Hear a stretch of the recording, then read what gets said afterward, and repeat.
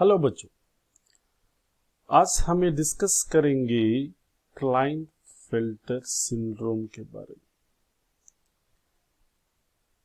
एक client-filter syndrome एक chromosomal disorder है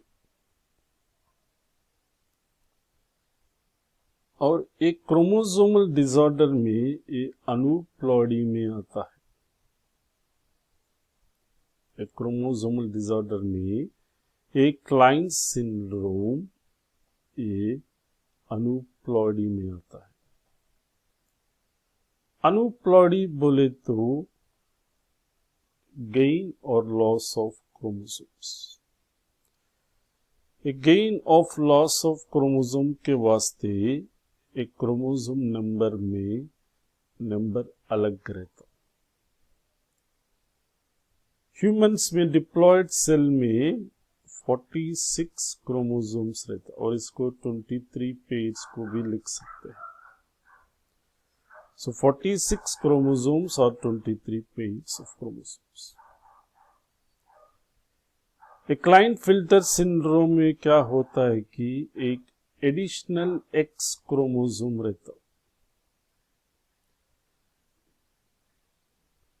एक Klinefelter syndrome generally males में आता है। मेल्स में जनरली 2 एक्स क्रोमोसोम्स रहते, एक एक्स और वाई क्रोमोसोम। लेकिन एक एडिशनल एक्स क्रोमोसोम इसके वास्ते इसमें एक्स एक्स वाई रहता। सो 2 एक्स क्रोमोसोम्स और एक वाई क्रोमोसोम्स रहता। सो इधर ये क्लाइंट फिल्टर सिंड्रोम में टोटल 47 क्रोमोसोम्स रहता। ये 47 क्रोमोसोम्स में 44 ऑटोसोम्स रहता और 3 क्रोमोसोम सेक्स क्रोमोसोम्स रहता। जनरली 2 सेक्स क्रोमोसोम्स रहना, इधर क्या है कि 3 एक्स क्रोमोसोम्स, 3 सेक्स क्रोमोसोम्स रहता।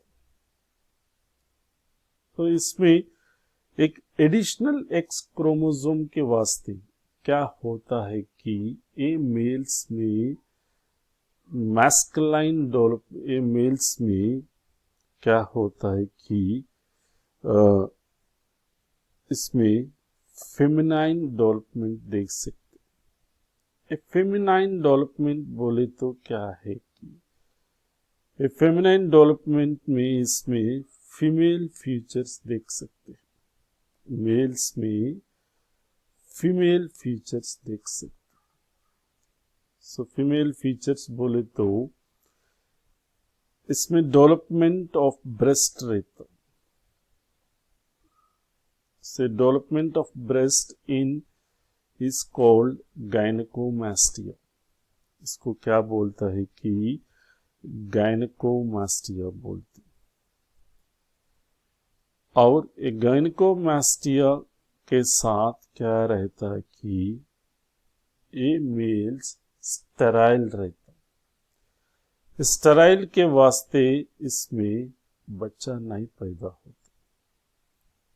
सो ये मेल्स में आता है। एक मेल में एक्स्ट्रा एडिशनल एक्स क्रोमोसोम रहता, इसलिए उसका कॉम्बिनेशन एक्स एक्स वाई रहता।